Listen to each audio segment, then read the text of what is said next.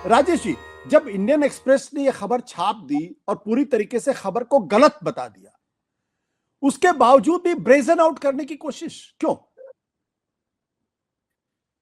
ये देखिए आशुतोष जी, आप जो बात कर रहे हैं, ये जो पत्रकारिता के मान्य नियम या जनतंत्र के मान्य नियम है, ये 70, 80, 90 तक के दशक में या आज से 15 एक साल पहले तक जो मान्य नियम थे कि अगर किसी अखबार में कोई सबूत के साथ चीजें छप जाएं, तो सरकार उस पे जो है स्टैंड नहीं लेती है, कम से कम ये कहती है या तो वो गलत हो तो खारिज करती है और अगर सही हो तो उसकी जांच करने की बात करती है। लेकिन ये डबलिंग डाउन वाला जो कल्चर है कि आप चाहे कितने ही गलत साबित हो जाएं, लेकिन आप अपनी जो बात है उस पर कायम रहेंगे, कायम ही नहीं रहेंगे बल्कि और ज्यादा आक्रामक हो जाएंगे। ये नई संस्कृति है, राजनीतिक संस्कृति, जिसको हमें आने वाले कई वर्षों में झेलना पड़ेगा। हमें ही नहीं, ये ग्लोबल लेवल पर ही हो रहा है। मैं एक बहुत दूसरी तरफ जी आप कुछ राजेश पूछना चाहते हैं अपनी बात? राजेश, मैं आपको बीच में टोक रहा हूं। आज मैं एक टीवी चैनल पे था और वहां यह कहा गया कि दरअसल हम अखबार में भरोसा कैसे कर ले। एक देश का, अमेरिका का राष्ट्रपति यह बात कह रहा और एक बार नहीं 2 बार यह बात कह रहा। इंडियन एक्सप्रेस में खबर छपने के बाद भी उन्होंने यह बात कही है, तो किसको ये ज्यादा ट्रस्ट किसने, करें? डोनाल्ड माफ ट्रंप को कीजिएगा ज्यादा ट्रस्ट करें, अखबार को ज्यादा ट्रस्ट? अखबार गलत हो सकता है और बीजेपी ने नहीं कहा नहीं कि कवर अप ऑपरेशन है अखबार की तरफ से। नहीं, मैं एक ये सवाल पूछना चाह रहा, तो पता नहीं किसने कही ये बात। अखबार पे ट्रस्ट नहीं करना है जिस अखबार की इतने सालों की क्रेडिबिलिटी है। हिंदुस्तान में वो एक जमाने में एंटी एस्टेब्लिशमेंट जर्नलिज्म का अलमबरदार माना जाता था। आज भी वो कुछ कुछ स्टोरीज करता है जो कहीं पर कॉम्प्रोमाइज होते हैं, लेकिन ज्यादातर इंडियन एक्सप्रेस जो है वो क्रेडिबल स्टोरीज करता है। दूसरी तरफ डोनाल्ड ट्रंप जैसा एक राष्ट्रपति है जिनके बारे में अभी शीतल ने भी कहा और तमाम आम फहम बात है कि दिन रात वो जितनी सांस लेते हैं उतने बार झूठ बोलते हैं। और ये सबूत अमेरिका के मीडिया ने इसको किया। तो कौन सज्जन है, मुझे जानने में दिलचस्पी होगी, जो कहते हैं कि अमेरिका के राष्ट्रपति पर भरोसा करना चाहिए, इंडियन एक्सप्रेस पर भरोसा नहीं करना चाहिए। ये एक बड़ी, देखिए ये एक मिनट रुकिए, मुझे आप समय दीजिए आशुतोष जी। हाँ प्लीज प्लीज। मैं एक ये बहुत खतरनाक टेंडेंसी है, भारत की संप्रभुता पर भी इस पर आंच आ सकती है, क्योंकि इस वक्त अमेरिका को भारत के मामलों में दखलंदाजी करने के लिए खुला मैदान दे रही है, भारत की सरकार दे रही है। भारत में जिस तरह से कांग्रेस और भारतीय जनता पार्टी के बीच में राइवलरी है, उसमें ऐसा लग रहा है कि डोनाल्ड ट्रंप की जो बात है वो 24 कैरेट सच है और उससे एक दूसरे पर आरोप लगा रहे हैं। बारीक बात यह है कि डोनाल्ड ट्रंप ने क्या कहा है। 21 मिलियन डॉलर के बारे में कहा है कि ये क्यों देना चाहिए। शायद वो, ये बहुत क्रूशियल चीज है, शायद वो किसी और को जिताना चाह रहे हो। इस मामले में बात होनी चाहिए, डोनाल्ड ट्रंप आखिर क्यों कह रहे हो कि वो किसी और को जिताना, और कौन किसी और को जिताना चाह रहे हैं। यानी बाइडेन ने अगर ये पैसा दिया है तो किसी और को जिताना चाह रहे हैं, या किसी और कौन है? ये कांग्रेस पार्टी है, राहुल गांधी है, उन्होंने नहीं कहा। लेकिन इसको भारत सरकार को स्टैंड लेना चाहिए था इस समय कि Donald Trump, you have no business to interfere in our personal matters, internal matters. Bharat सरकार ये स्टैंड नहीं ले रही है कि डोनाल्ड ट्रंप ये कैसे कह रहे हैं कि ये किसी और को जिताना चाह रहे हैं। जनता किसी और को जिताए, जनता किसी और को हराए, ये हमारा मामला है। फर्क क्या हो गया है आशुतोष कि इस जनतंत्र में अभी तक, या किसी भी जनतंत्र में, विपक्ष की पार्टियां और सत्ता पक्ष की पार्टियां वो एक, ठीक है, राइवल होते थे, ये नहीं होता था कि वो दुश्मन है एक दूसरे, वो एक ही सिस्टम का हिस्सा, एक ही संसद के पिलर्स माने जाते थे। अब ये है कि नई राजनीति में आपको दुश्मन की तरह ट्रीट किया जा रहा है। अगर विपक्ष है तो विपक्ष मुक्त भारत होगा।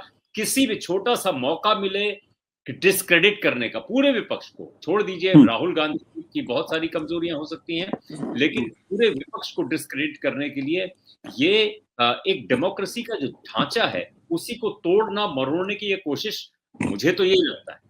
अभी मैं आप अगर मौका देंगे तो CIA ने जो कुछ किया है, यूएसएड ने जो किया, उस पर भी बात होनी चाहिए।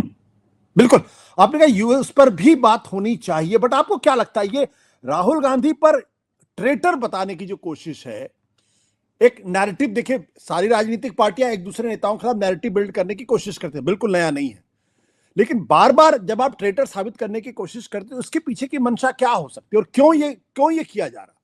क्या आपको लगता है कि एक ऐसा माहौल बना के उनको जेल में डालने की तैयारी की जा रही है? देखिए, मुझे नहीं लगता है कि भारतीय जनता पार्टी ऐसा कोई कदम उठाएगी जिससे राहुल गांधी एक शहीद के तौर पे सामने आ जाएँ, को जो है हीरो बन जाएँ। उनको रिडिक्यूल करना या तो एक किसी आप नई जो राजनीति है उसमें क्या है, आप अपने ओपोनेंट को, जो आपका एडवर्सरी है, उसको या तो मानसिक तौर पे कच्चा बताते हैं, बच्चा बताते हैं, नानी घर जाने वाला बताते हैं, जो राष्ट्र को लीड नहीं कर सकेगा ऐसा उसको स्थापित करते हैं, या फिर उस पर राष्ट्रद्रोही होने का आरोप लगाते हैं, उस पर ये आरोप लगाते हैं कि विदेशों से साँठ-गाँठ कर रहा है।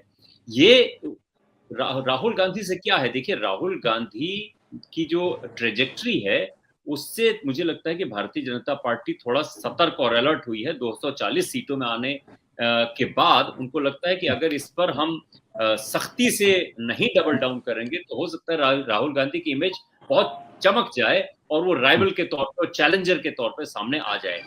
देखिए राहुल गांधी की कमजोरी क्या है, इस वक्त अगर कोई शार्प एस्ट्यूट पॉलिटिशियन होता तो इसको सिंपैथी वेव में बदल सकता, सिंपैथी वेव में, और विक्टिमहुड का अपना वो लबादा इस तरह का ड्रामा वो किया नहीं है राहुल गांधी ने। विक्टिमहुड अगर वो अपने ऊपर ले लें और कहें कि मुझे मेरे पिताजी का असैसिनेशन हो गया है, मेरी दादी का असैसिनेशन हुआ है, मेरी माँ बीमार हैं और मैं जब ये कोशिश करता हूँ तो मुझ पर इसको सिंपैथी वेव में बदल नहीं पा रहे हो आप। हालांकि पॉलिटिशियन अगर कोई ऐसा होता तो इसको ये लेने के देने पड़ सकते थे, क्योंकि बड़ा ही ये टाइट रोप वॉक है। राहुल गांधी इसको कैसे हैंडल करेंगे, क्योंकि श्वेत पत्र की जगह ब्लैक पेपर निकालें, क्या करें, उसमें क्या होगा, निकलने वाला इसमें कुछ है नहीं, क्योंकि पैसा जो है, इंडियन एक्सप्रेस की रिपोर्ट है 21 मिलियन बांग्लादेश में गया है। बांग्लादेश में जैसे वो पैसा गया, एक्सप्रेस की रिपोर्ट के हिसाब से सरकार विरोधी आंदोलन शुरू हो गए।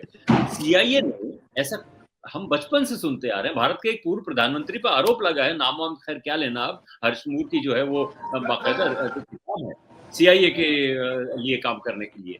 वेनेजुएला में तख्ता पलट करने की सीआईए की साजिश है। पूरे लैटिन अमेरिका में जो है, जब भी वामपंथी आंदोलन 80s में, ऐसे लेट 70s में होते थे, चिले में होते थे, सीआईए का बहुत भयानक रोल रहा है वहां पे। जहां जहां पूरे मिडिल ईस्ट में डेमोक्रेसी एक्सपोर्ट करने के लिए वहां पे लाखों लोग मरवा दिए।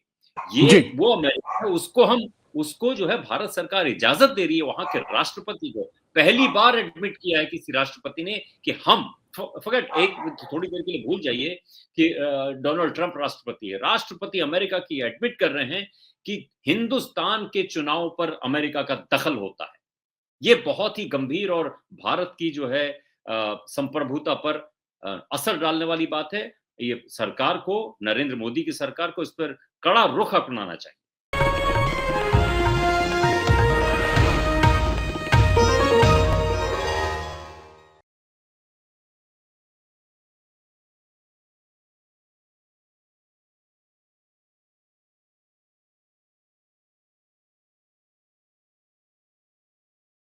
Copyright disclaimer under Section 107 of the Copyright Act 1976. Allowance is made for fair use for purposes such as criticism, comment, news reporting, scholarship, and research.